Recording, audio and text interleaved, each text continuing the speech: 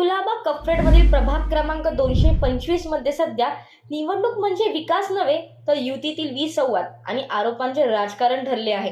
कागदावर भाजप आणि शिवसेना शिंदे गटाची युती असली तरी प्रत्यक्षात मैदानात या युतीत एकता नसल्याचे चित्र 225 मध्ये दिसून येत आहे. कारण या एकाच वॉर्डमधून भाजपच्या हर्षिता नार्वेकर आणि शिवसेना शिंदे गटाच्या सानप सुजाता दिग्विजय हे दोन्ही उमेदवार आमने सामने उभे आहेत.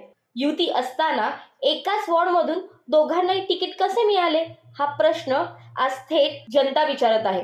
कार्यकर्त्यांमध्ये संभ्रम आहे तर उमेदवारांमध्ये नाराजी आहे. याच वॉर्डमध्ये विधानसभेचे सभापती राहुल नार्वेकर यांच्या विरोधातही तक्रार होत आहे. निवडणूक फॉर्म भरण्याच्या टप्प्यापासून अडथळे आणले गेले. अपक्ष किंवा दुसऱ्या पक्षाच्या उमेदवारांना फॉर्म भरू दिले नाही, दबाव टाकण्यात आला. तसेच नार्वेकर कुटुंबातील 3 उमेदवारांना तिकीट देण्यात आले. 225, 226 आणि 227. मग तिन्ही वॉर्डमध्ये नार्वेकर. युती अंतर्गत संघर्ष आणि तिकीट वाटपातील गोंधळ हा स्पष्ट दिसतो आहे. एकीकडे प्रचारात पाणी, पुनर्विकास, वाहतूक कोंडी, जुन्या इमारतींचे प्रश्न सोडवू अशी आश्वासने दिली जात आहेत.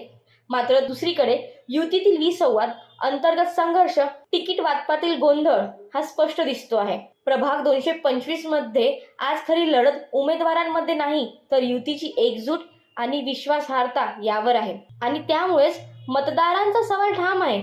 ज्या युतीतच एकमत नाही ती युती आमचे प्रश्न खरंच सोडवू शकणार का?